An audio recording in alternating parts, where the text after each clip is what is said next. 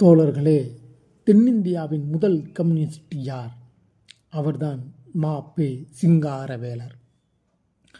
சென்னையில் மீனவ குடும்பத்தில் மிகவும் வசதியாக பிறந்தவர். அன்றைய காலத்தில் ஜாதி மறுப்பு திருமணங்களை செய்தவர். தான் மட்டும் அல்லாமல் தனது மகளையும் ஜாதி மறுப்பு திருமணம் செய்து வைத்தவர். தனது பேர பிள்ளைகளுக்கும் ஜாதி மறுப்பு திருமணத்தை செய்தவர். 1925 நடந்த சென்னை நகரசபை தேர்தலிலே வெற்றி பெற்று மதிய உணவு திட்டத்தை வலியுறுத்தி தீர்மானம் கொண்டு வந்தவர். இந்தியாவிலே முதலில் மதிய உணவு திட்டம் கொண்டு வந்தவர். தமிழ்நாட்டிற்கு பெருமை தேடி தந்தவர் ம.பெ. சிங்காரவேலர். நாம் மதிய உணவு திட்டம் என்றால் காமராஜர், எம்ஜிஆர் போன்றவர்களே நாம் நினைத்து கொண்டே இருக்கிறோம்.